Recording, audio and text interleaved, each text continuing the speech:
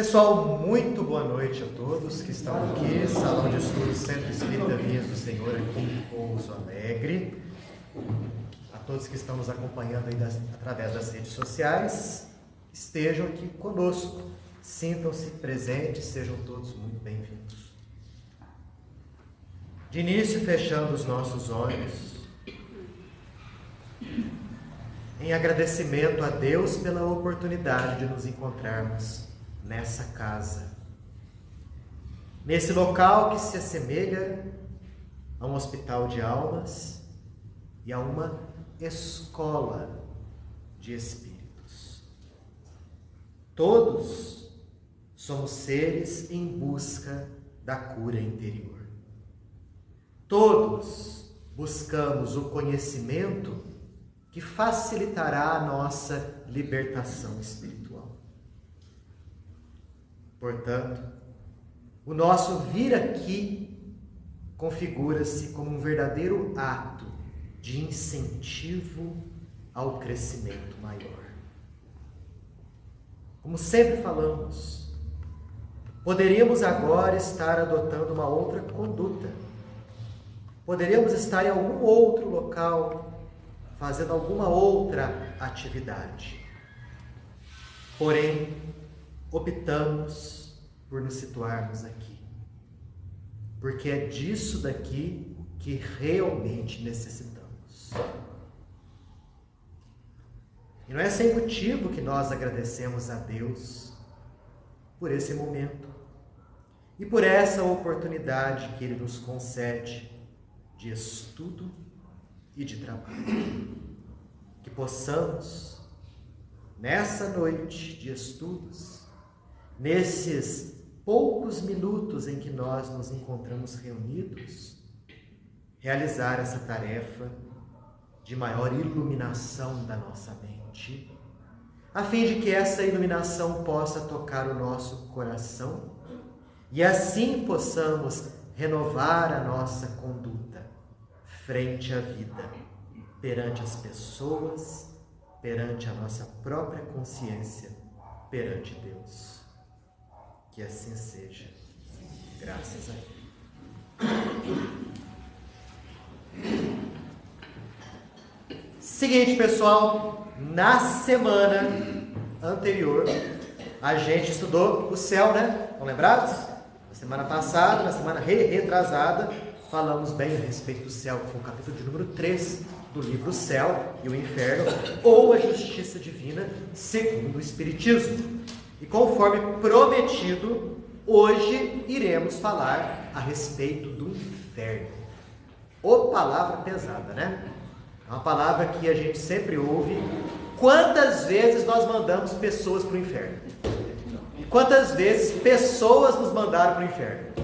Inúmeras. Vamos ver o que o Espiritismo fala a respeito disso aí, né? Já que o que é o inferno, eu acho que é algo sobejamente conhecido de todos, segundo os moldes da tradição que nos foi passada. Mas, assim como o conceito de céu na doutrina espírita é diferente do conceito do céu nas outras religiões cristãs, obviamente o conceito de inferno aqui vai mudar. Nós vimos no céu que a noção de felicidade é uma coisa meio que inconsciente entre as pessoas. As pessoas de todas as épocas, de todas as religiões, né, de todas as civilizações, têm uma ideia de que o ser humano bom, justo e nobre, após a morte, iria para um lugar bom. E o contrário também é verdadeiro. Aquela pessoa má, ruim, obviamente, após a morte, ela não poderia, por uma questão de justiça, situar-se no mesmo local de uma pessoa boa. Portanto, foi criado aí um local para essas pessoas, mas passarem por momentos de sofrimento, chamado de inferno. Bom, vimos que essa visão muda de acordo com o nível da pessoa. De acordo com o desenvolvimento intelecto-moral, muda-se a concepção da vida após a morte. como que é esse céu, conforme a gente viu aqui? Como que é esse inferno? E não somente o desenvolvimento da inteligência, não somente o desenvolvimento da moral, mas também as noções que nós temos daquilo que é certo e daquilo que é errado. Variando a crença, variando a pessoa, algumas situações são suficientes para colocar o indivíduo no céu. Outras são suficientes para colocá-lo no inferno. Varia de crença para crença.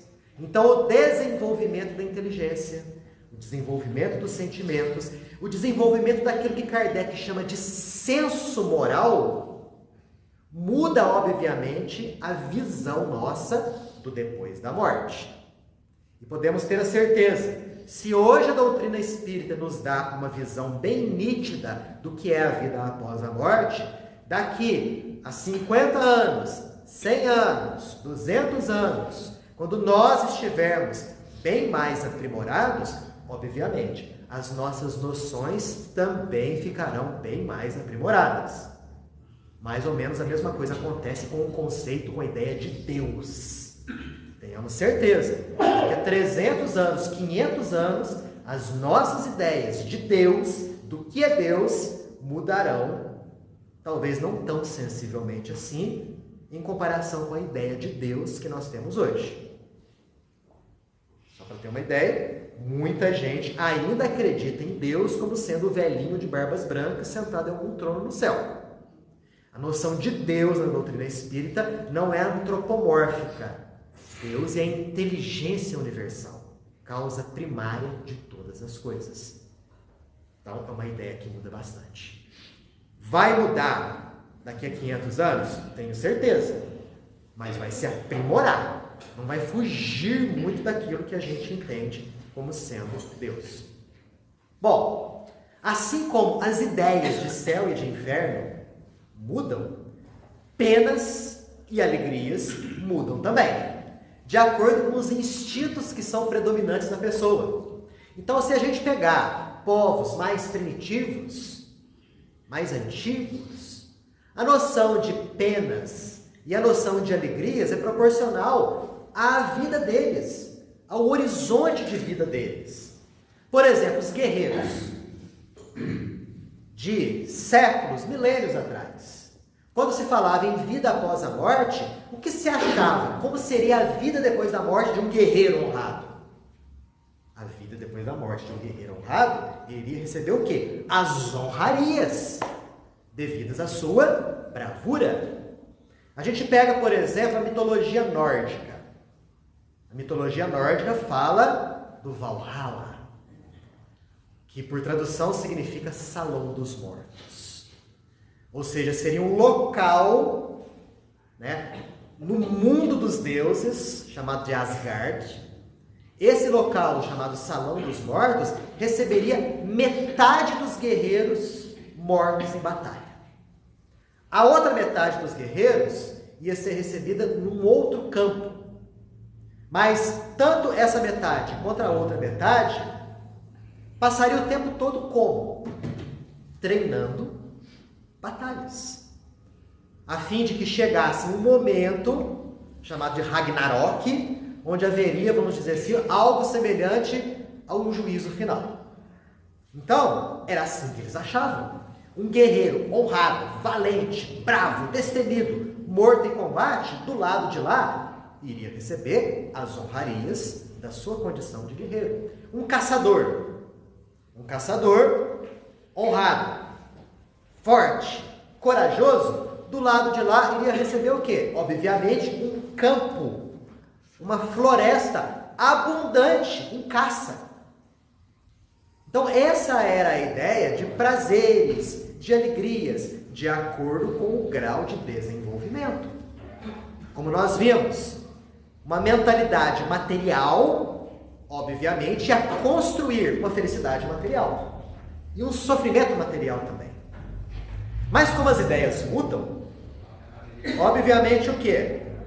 De início, haveria uma mistura entre o espiritualismo e o materialismo.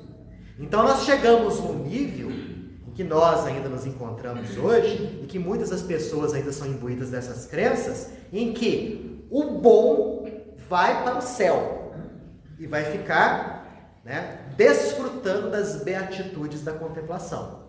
Isso seria a alegria dos bons. Enquanto que os maus seriam eternamente torturados no fogo do inferno.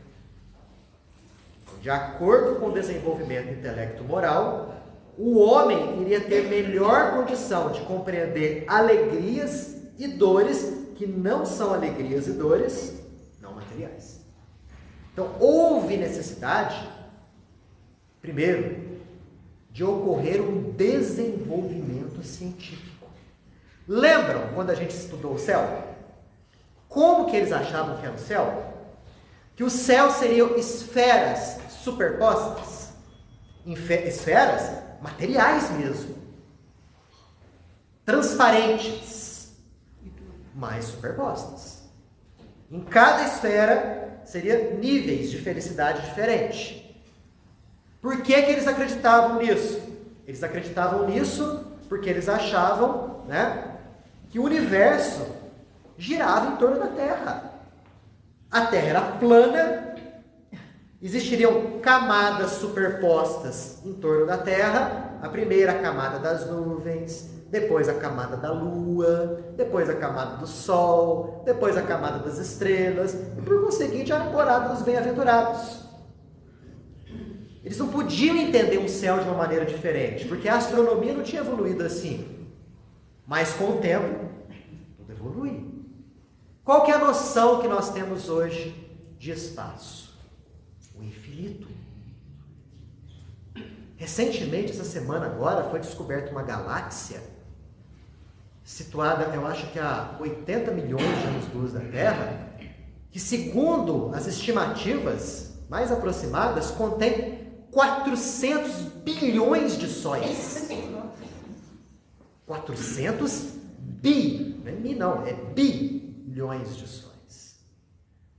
Quer dizer, quando a gente compreende o universo infinito nessa vastidão, aquelas ideias de, sabe, de céus superpostos caem por terra. Foi preciso que a ciência pudesse evoluir também para entender a questão do inferno. Para que a gente entendesse a formação da Terra, a formação das camadas geológicas da Terra, já que nas tradições o inferno é localizado em zonas inferiores. Aliás, o próprio nome inferno vem do latim, que significa justamente local inferior. Só que aconteceu o seguinte: quando a ciência se desenvolveu a esse ponto, as pessoas começaram a questionar o inferno e o céu teológicos. Será que existe mesmo? A ciência está provando que não é bem assim. E aí passou por um período de incredulidade. Muitos. Porque criou-se um vácuo, um vazio de crenças. A ciência substituiu a religião nesse sentido. Foi preciso que a doutrina espírita surgisse a fim de nos dar uma ideia mais aprimorada de regiões de felicidade e regiões de infelicidade, passo a passo com a ciência. E nós estamos nesse período ainda nos dias de hoje, porque a crença espírita ainda não é amplamente disseminada. Podemos dizer que o espiritismo se concentra basicamente aqui no Brasil. E espírita mesmo, que se declara espírita, não passa muito dos 4 milhões de pessoas. Embora, se a gente for considerar os simpatizantes, né, aquele sujeito que é católico, né, que é evangélico, tal, que não tem nenhuma religião, mas que tem uma certa simpatia pelas ideias de reencarnação, mediunidade, vida após a morte. Se a gente for considerar isso aí já sobe para a casa dos muitos milhões. Que não é nada, se você for ver, se comparado com o planeta inteiro, né, que está beirando aí os 8 bilhões de pessoas. As coisas ainda vão demorar um pouquinho para chegar a todos, mas, obviamente, vai acontecer. Até aqui, sobre essa questão de desenvolvimento da pessoa, para entender o mundo espiritual. Perguntas? Comentários? Observações? Podemos dizer que somos eternos aprendizes? Somos eternos aprendizes, Sem dúvida. À medida que a gente vai evoluindo, novos campos de observação vão se abrindo. E nós vamos ganhando cada vez mais conhecimento. Vai chegar um momento em que nós vamos ter o conhecimento de todas as coisas, né? Embora, obviamente, sem nunca atingir a condição de Deus. Então, estamos sempre aprendendo alguma coisa. No nosso estado, inclusive, quanto maior a nossa ignorância, maior a nossa tendência a aprender mais, né? E o indivíduo ele se coloca no caminho certo quando ele tem essa noção da sua ignorância. Sócrates, certa vez, disse: só sei que nada sei. Isso daí, gente do céu, só pode ser uma frase dita por um sábio. Porque o indivíduo que não é sábio, ele acha que sabe tudo e entende tudo. Então ele não vai falar, só sei que nada sei. Vai falar assim, não, eu sei de muita coisa. Sócrates tinha a ideia, a certeza de que o universo de possibilidades existia por aí e que ele ainda não sabia de muita coisa. Então ele sabia exatamente o seu exato tamanho. Estão vendo a diferença entre humildade e orgulho? O humilde é o sujeito que sabe exatamente o seu tamanho, quem ele é. O orgulho é o sujeito, o orgulhoso é o sujeito que acha que sabe mais do que sabe, que é mais do que realmente é. Essa é a diferença entre orgulho e humildade. Fala. Melhorando a frase, né? Quanto mais sei que nada sei. Que nada sei, exatamente. Bem por aí. Ou seja, se você vê um sujeito, né, dono de uma vasta biblioteca, você fala assim, nossa, esse sujeito sabe muito. Na verdade, todos aqueles livros lá são atestados de que ele não sabia nada. Que ele precisou correr para poder descobrir as coisas. Não é bem por aí? Fala, Geraldo. Teve uma vez aqui, Daniel, não vou citar o nome da pessoa, mas uma coisa bem coerente, que diz que nós podemos atingir moralmente o teto, mas em questão intelectual jamais atingiremos o ponto, porque Deus está sempre criando e vai ser assim eternamente. Então, sempre vai existir uma coisa que Deus criou que a gente ainda não conhece. Então, o conhecimento é infinito por isso. E se a gente for parar para pensar, dá vertigem até em saber o ponto em que a gente vai chegar, né? Por enquanto, nós estamos engatinhando em termos de conhecimento em todas as áreas, absolutamente em todas as áreas.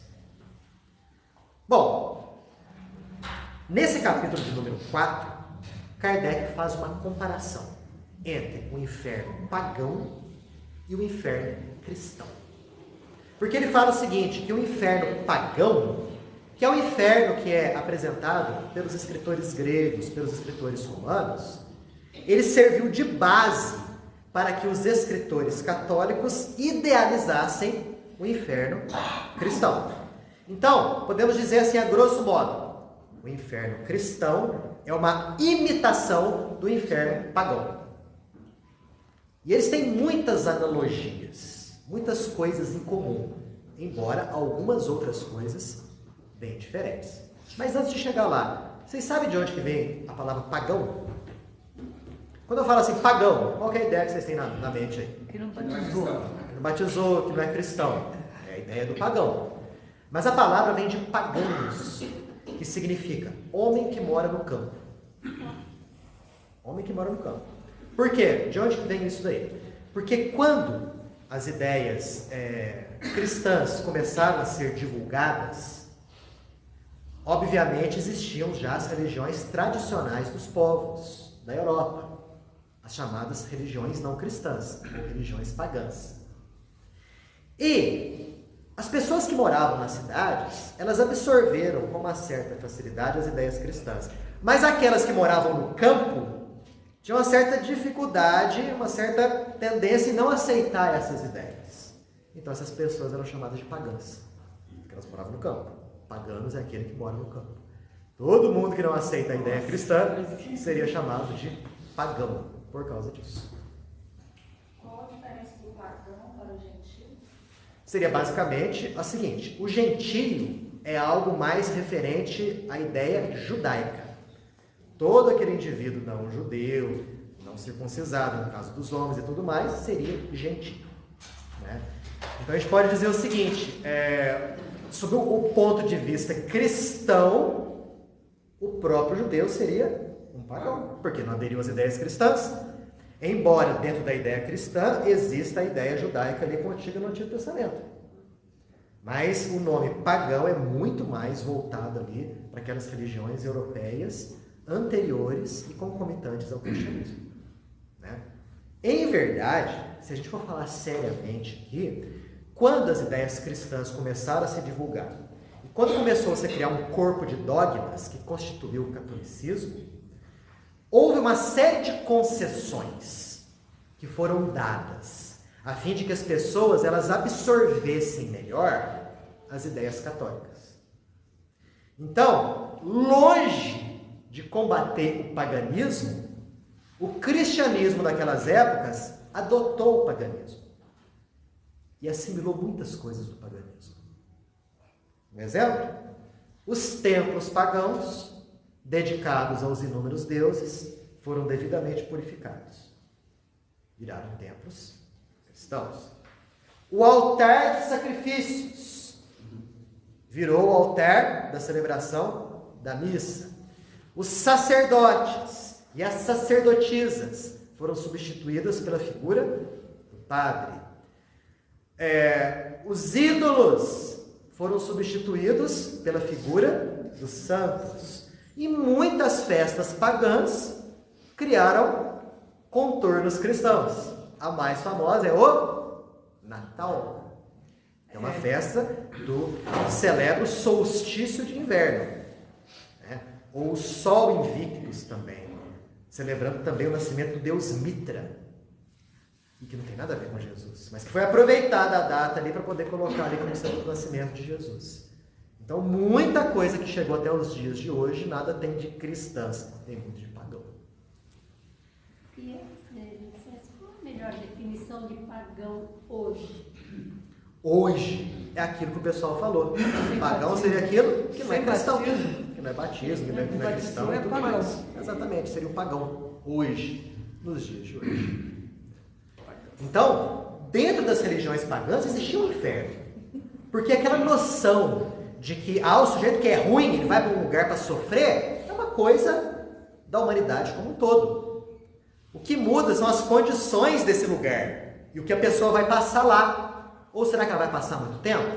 Ou vai ficar lá eternamente? Mas vamos ver agora, Kardec coloca aqui algumas analogias entre o inferno pagão e o inferno cristão. Por exemplo, primeira analogia, primeira coisa que é parecida. Todos os dois têm fogo. Todos. Por quê? O fogo seria o suplício maior das almas que estão sofrendo ali.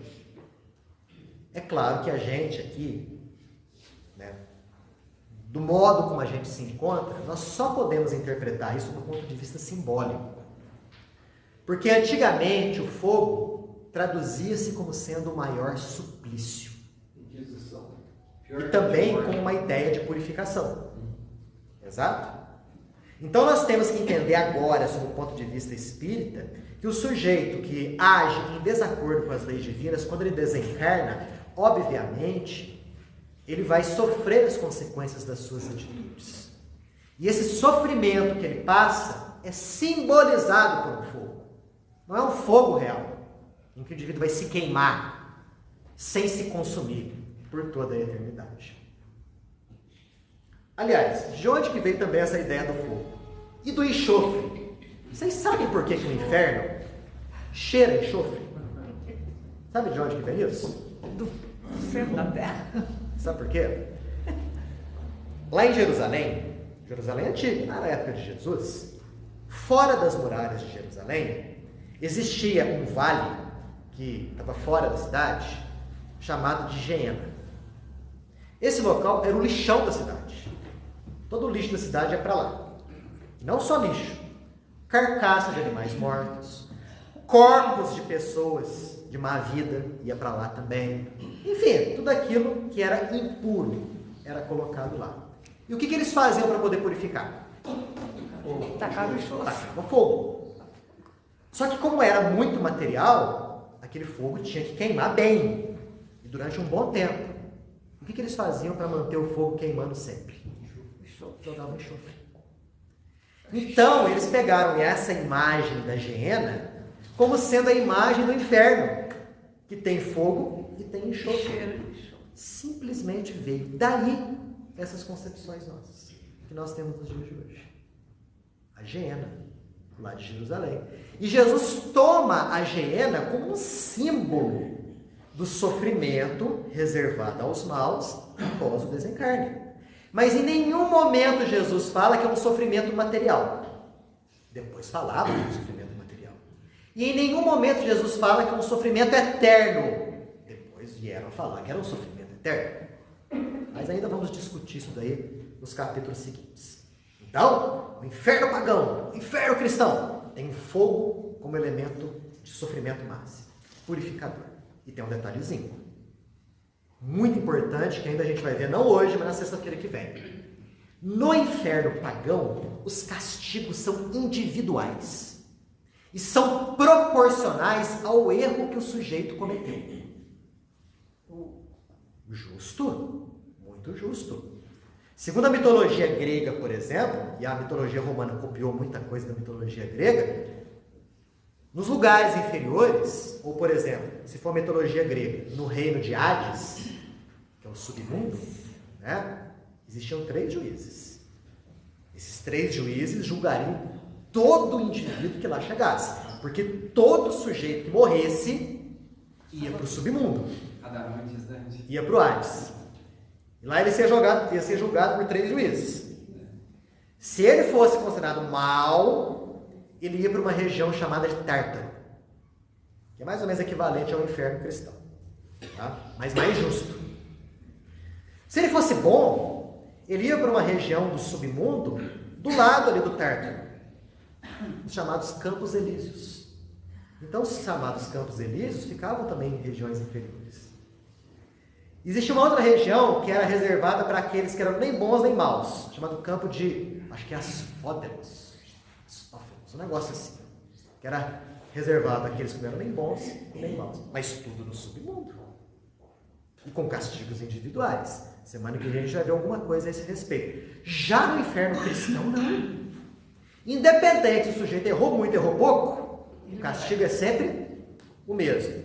Kardec coloca aqui, ó, alguma coisa relacionada a isso aí, ó. Olha que coisa. Citando um trecho de um sermão proferido por um bispo. Fala o seguinte assim, ó. Só ajeitar aqui. Os bem-aventurados, sem saírem do lugar que ocupam, deles sairão, de uma certa maneira, em razão da sua inteligência e da sua visão distinta, a fim de considerarem todas as torturas dos condenados. E vendo-os, não somente não sentirão nenhuma dor, mas serão cobertos de alegria, e renderão graças a Deus por sua própria felicidade, assistindo à inefável calamidade dos ímpios. Foi nem um bispo não, foi São Tomás de Aquino. O que ele está falando aqui? Que o sujeito que está situado no céu, sem sair de lá, por uma espécie de visão à distância, vai ver os sofrimentos dos maus no inferno, e ao invés de sentir pena, vai ficar alegre. Graças a Deus eu não estou no lugar desse pobre coitado aqui.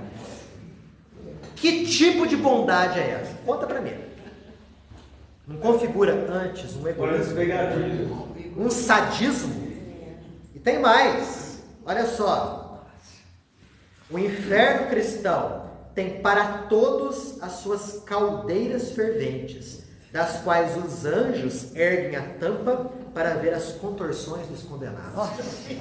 Que tipo de anjo faz isso? Que anjo faz isso? Quer dizer, por isso que muita gente, vamos dizer assim, desenvolvendo-se em vários aspectos, olha e fala assim, não, mas isso aqui não pode ser de Deus. Como é que eu acreditei nisso? Como é que a gente pode acreditar em Deus, que é a suprema justiça, a suprema bondade, a suprema misericórdia, permitindo esse tipo de coisa? Não é verdade? Então a gente viu aí, né, que os dois têm fogo material. Uma outra analogia. Tanto o inferno pagão quanto o inferno cristão. Os dois têm um rei. Como é que é o nome do rei do inferno cristão? Coisa ruim. Coisa ruim, o diabo, Pedro, né? Satanás. Tem coisa ruim, cardará, canhoto, tem vários nomes. Vários, né? É o diabo. Já no inferno pagão, também tem um rei. Aí varia, né? Já que a gente está pegando a mitologia greco-romana, dos gregos é Hades, enquanto que nos romanos é Plutão. É verdade. Só que tem uma diferença acentuada entre Hades e o diabo. Hades, ele foi colocado lá para poder simplesmente administrar o local.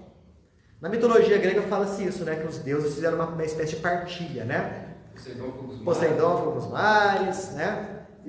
Aí tem a deusa do amor, tem o deus da guerra, deus da beleza, deus da sabedoria, deus do sol, babá. Hades, você vai para o fundo lá, tá? Você vai lá para o submundo, você vai administrar as almas dos mortos.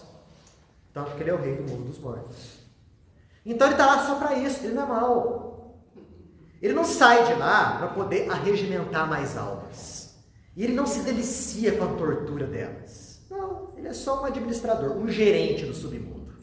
Hades, o diabo não. O diabo é o pior.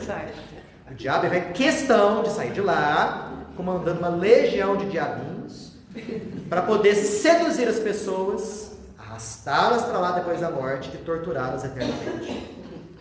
Então, até mesmo no inferno pagão, o rei de lá é muito mais humano do que o rei do inferno cristão. Diferença, né? Como o local dos bons era acima das estrelas, naturalmente o local dos maus era reservado aos locais inferiores. Daí o nome de inferno. Uma coisa lógica, né? Se o céu ficava em cima, obviamente o inferno ficava embaixo. Mas tudo isso também a gente pode ver sob o ponto de vista da doutrina espírita, né? Que tem uma certa razão de ser. Nós não aprendemos que existe regiões espirituais no interior da Terra. Existe. Regiões abismais, subcrostais, onde seres, espíritos humanos como nós são situados. Por conta da lei de atração, não é ninguém que coloca eles lá, por conta da lei que os atrai para lá, em virtude das suas ações materialistas e negativas, maldosas. Sim. Então eu acho que essa noção sempre existiu. Só que eles materializaram tudo, como era comum nessas épocas. Hoje nós temos as mesmas noções, mas espiritualizadas. Até mesmo, uma coisa que pouca gente atenta, até mesmo nos evangelhos, Jesus coloca o inferno como sendo um local não somente destinado aos maus. Quem foi católico aí sabe, tem o credo, né? Lá pelas tantas do credo não fala que Jesus desceu à mansão dos mortos? Quer dizer que Jesus desceu aos infernos. E falam que Jesus desceu lá com o objetivo de pregar àqueles que estavam lá desde a época de Noé. Então lá existe um local reservado aos justos também. Dentro da própria lei e letra do Evangelho, fala bem isso daí. Nossa, mas por que Jesus não ensinou logo a verdade? Bem que ele podia ter ensinado logo a verdade, né? Logo de cara para todo mundo. O plano espiritual e tal, cidade no mundo espiritual, vida em outros planetas, encarnação, mediunidade, tudo isso existe. Vocês acham que se Jesus ensinasse tudo isso, nitidamente, claramente, o pessoal daquela época ia entender? Se chamar de louco. Não é de louco. Já era ele chamado de louco. Já era chamado de louco. Quer dizer, ele não podia, de uma hora para outra, combater crenças arraigadas, profundamente arraigadas na mentalidade popular. O que ele se limitou a fazer é falar o seguinte: gente, depois da morte existem as alegrias para os bem-aventurados. e existem sofrimentos para os maus. Ele se limitou a falar isso. Ele não desceu muito em detalhes, tá? Porque o pessoal daquela época não ia entender. Havia necessidade de um maior desenvolvimento intelecto-moral da humanidade, para que aí sim o ensinamento dele pudesse ser desdobrado nas minúcias. É esse o ponto que nós estamos hoje. Hoje nós, no movimento espírita, se você pegar as obras espíritas, se nós estudarmos, nós vamos ter uma ideia muito boa de como é o mundo espiritual. Aqui no meio espírita, a série André Luiz contribuiu poderosamente para isso. Que, aliás, o segundo filme está para ser lançado, né? Vai. Não sei se vai ser lançado esse ano ou o ano que vem. Não, esse ano, outubro. Esse ano? Acho que outubro. Sei que estava filmando. Então, É uma referência ao segundo livro da série André Luiz, Os Mensageiros. Só que não vai chamar Os Mensageiros, vai chamar Nosso Lar 2. é. E o diretor ele quer fazer toda a série. Quer filmar toda a série André Luiz. Sim. Eu estava até pensando nesse aspecto, se você trouxe aí, quando o André Luiz trata das religiões brahmanas, e ele fala, ele usa, chega a fazer, o purgatório, né? Às vezes há muita citação nas obras dele, fazendo essa analogia com o que nós entendemos de purgatório. Eu gostaria de que você associasse essa ideia de inferno, que é reconstruída no Espiritismo, porque porque a gente sabe que o inferno é um estado de consciência, né? Então, acho que minha pergunta é mais ou menos assim. Então, nós podemos pensar que esse purgatório é, na verdade, um presente de Deus? Se nós formos ver, e que Deus dá a todos igualmente, e sempre vai dar para todos nós as oportunidades de refazimento e aprendizado, todas as regiões são regiões divinas. Então, as chamadas regiões purgatoriais no pós-morte, ou zonas umbralinas, são regiões que estão ali, foram colocadas naquele momento ali, objetivando aquelas almas que não têm a densidade vibratória suficiente e nem mesmo a consciência iluminada o suficiente para atingirem zonas espirituais mais aprimoradas. Então, eles passam por um estágio nessas zonas de purgatório, porque a palavra purgar significa o quê? Retirar, depurar, aprimorar, né? A fim de que aqueles fluidos, aqueles miasmas mais densos, possam ser retirados através de semanas, meses, dias, anos de sofrimento, a fim de que ao mesmo tempo em que essa purgação energética vai acontecendo também um acordar da consciência, a fim de que eles se possam colocar em condições de serem auxiliados e aí sim irem para regiões superiores em termos espirituais. Então, é uma bênção.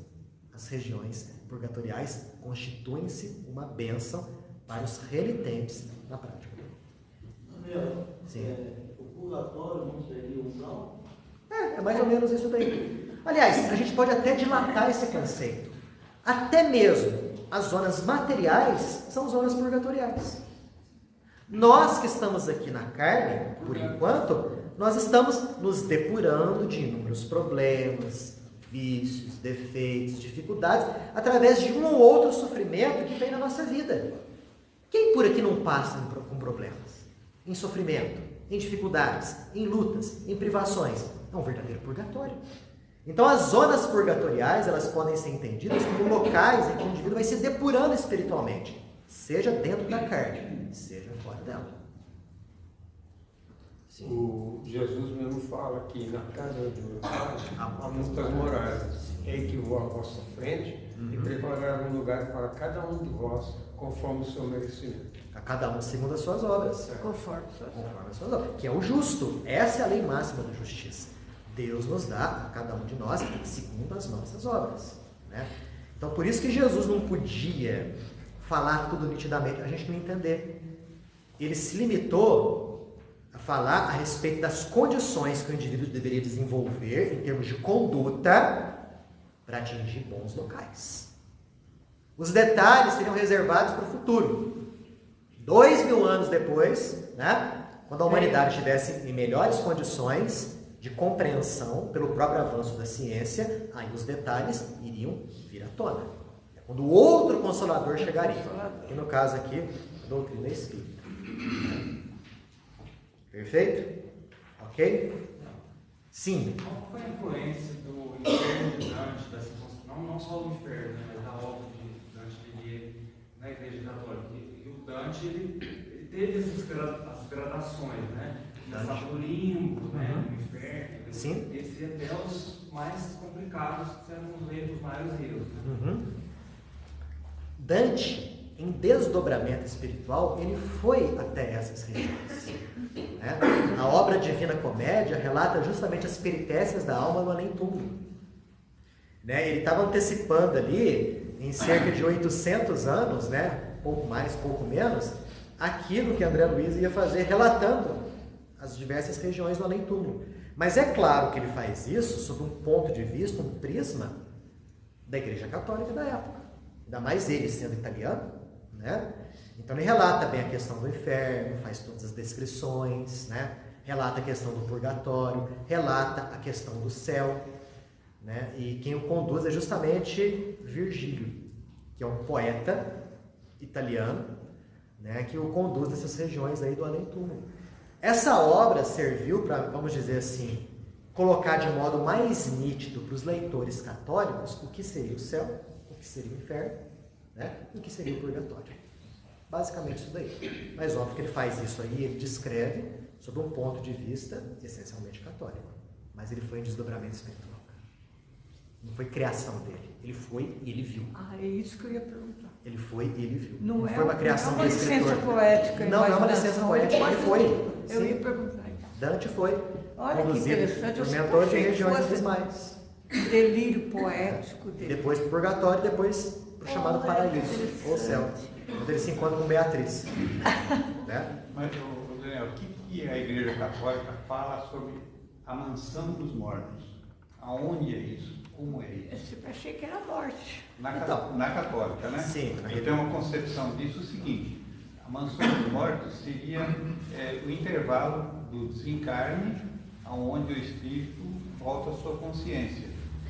E há afirmações de que o próprio mentor acompanha o desencarnado, esse espírito, para preservar justamente a individualidade desse que desencarnou. A mansão dos mortos aqui pode ser entendida como um mundo espiritual. Na concepção espírita, mansão dos mortos significa o mundo espiritual nas suas diversas gradações. Regiões de sofrimento e regiões de maior alegria. Mas isso daí tudo nos mostra o quê? Que a vida após a morte, ela continua. A questão de mansão dos mortos tem muito a ver com o termo hebraico Sheol, ou Seol, né? Sheol significa o local onde os mortos se encontram após a morte. Tanto bons quanto maus. Segundo a mitologia, a ideia hebraica, o indivíduo, quando ele morre, ele vai para esse Sheol, ou mansão dos mortos. E lá ele fica durante 1 ano se purificando.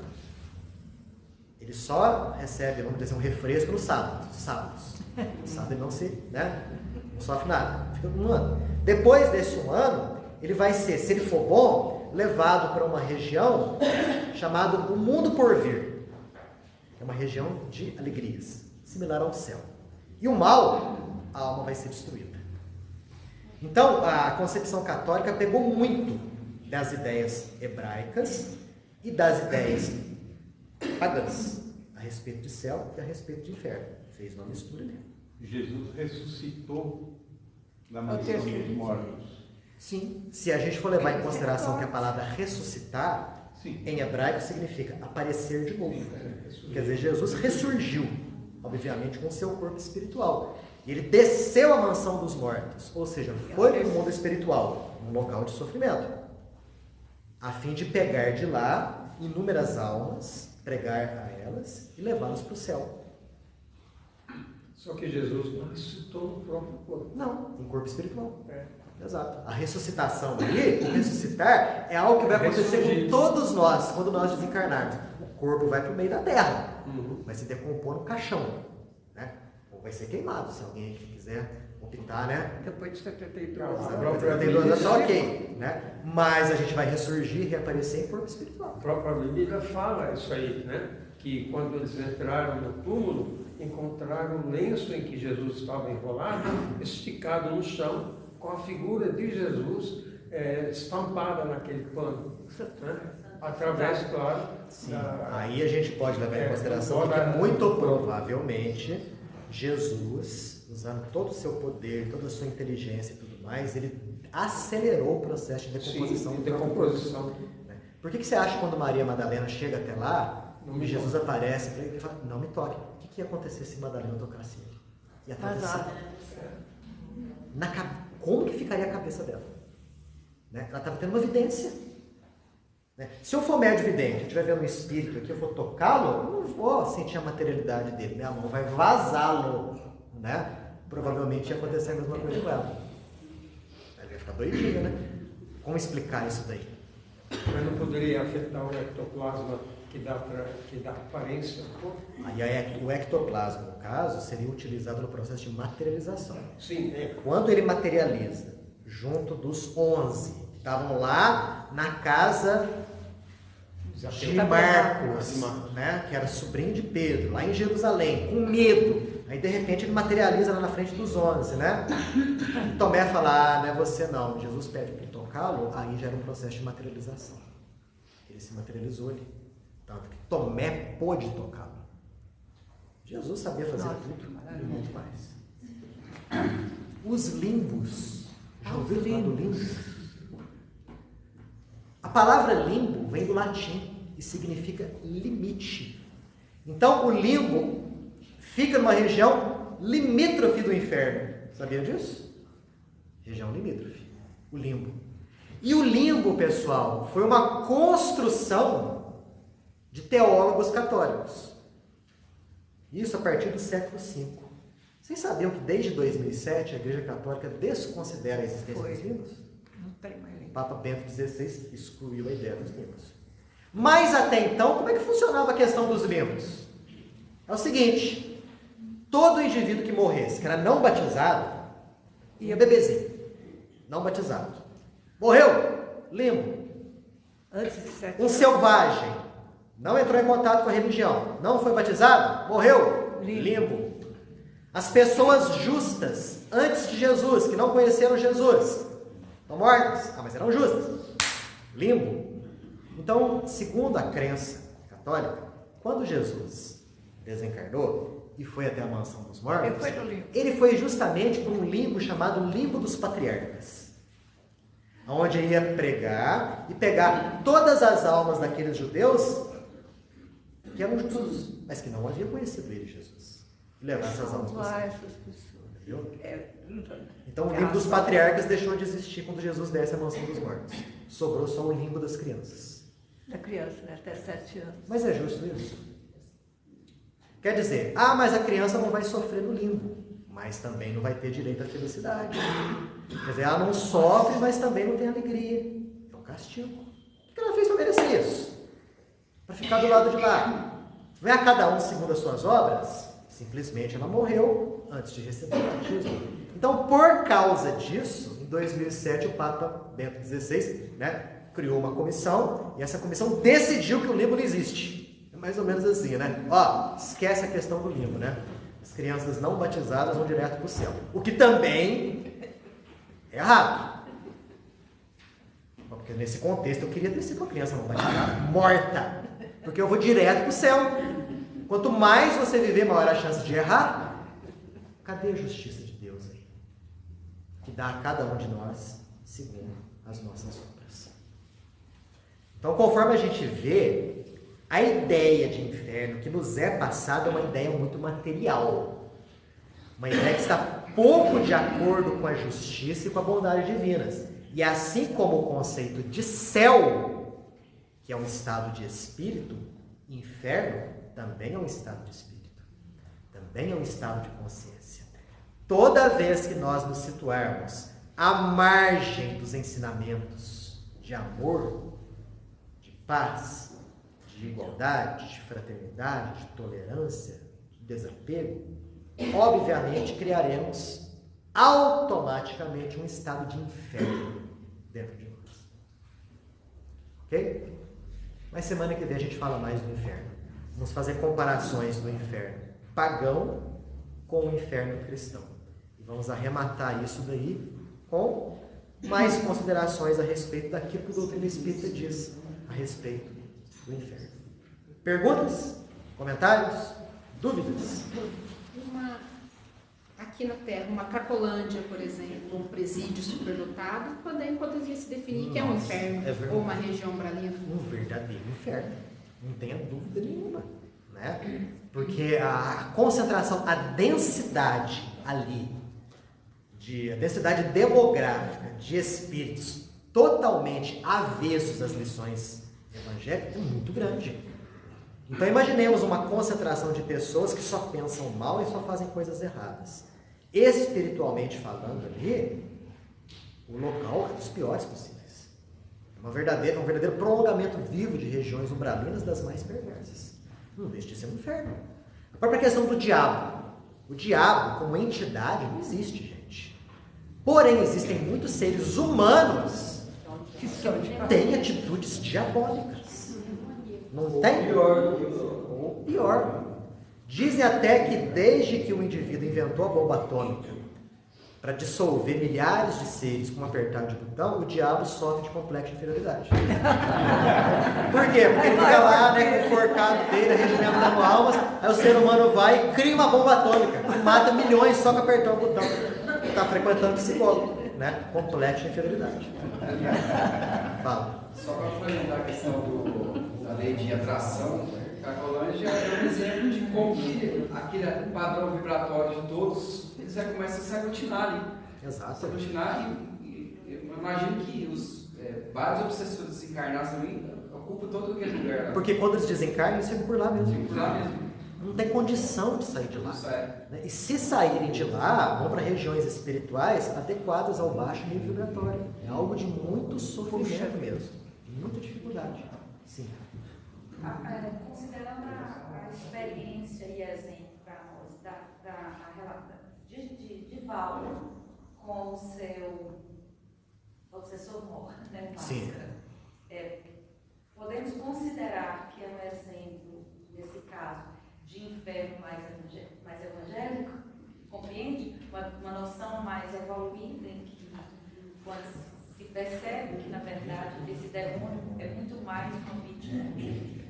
É essa a ideia que a doutrina espírita nos transmite, que na verdade não é originária do espiritismo, mas de Jesus, que mostra o indivíduo que erra, que mostra o criminoso como um profundo desajustado. Percebe-se que foi só depois, né, do Divaldo ajudar a mãe do indivíduo que ele simplesmente aceita, ele deixa de persegui-lo e depois futuramente reencarna, né? Sendo recebido ali na mansão do caminho. Quer dizer, a gente percebe ali que é um processo obsessivo de longa data, processo esse oriundo na França, onde Divaldo, na época, na personalidade de um padre, de um bispo, não sei, assassinou aquela pessoa. E aquela pessoa ralada de ódio veio perseguindo Divaldo Franco, né, ao longo dessa encarnação agora. E somente através do gesto de amor do Divaldo, de desprendimento, de renúncia, que o máscara, que o cara de caveira, ele pôde realmente abandonar o seu desejo de vingança. E aí é uma concepção de demônio avançando lá do inferno, né? Porque ele teve atitudes diabólicas. Só que o demônio, em verdade, segundo o ponto de vista espírita, é um ser humano como qualquer um de nós. Né? Que se enveredou pelo lado da vingança, do ódio. Mas que um dia vai ter que voltar. Porque Deus não quer que as pessoas se percam eternamente. É da vontade dele que todos se reajustem e cresçam, evoluam e se aprimorem. E a vontade de Deus é soberana. Dela ninguém foge. Ok? Semana que vem a gente fala mais. Vamos elevar o nosso pensamento a Deus, buscando nele a paz, a tranquilidade e agradecendo os momentos de estudo, de aprendizado, que tanto nos edificam e que tanto nos mostram qual o nosso real papel para conosco mesmos e para com a sociedade na qual todos nós estamos inseridos. Paz e luz a todos, que assim seja, e lembrando, só mais uma vez, estendendo um convite a todas as pessoas aqui a respeito das tarefas da nossa casa, já que nós temos aqui algumas atividades, e hoje vamos falar da evangelização infantil, que ocorre às segundas-feiras, às 8 horas, da mocidade, que também ocorre nas segundas-feiras, às 8 horas da noite. Todos que tiverem filhos, netos, sobrinhos, enfim, não existe coisa melhor, presente maior a eles do que oferecermos os estudos da doutrina espírita. Ok? Basta chegar até aqui, subir a escada, que as professoras estão lá em cima, as coordenadoras lá estão, e ministrar as aulas de evangelização infantil e também de mocidade. Ok? Fica o convite aí para todos.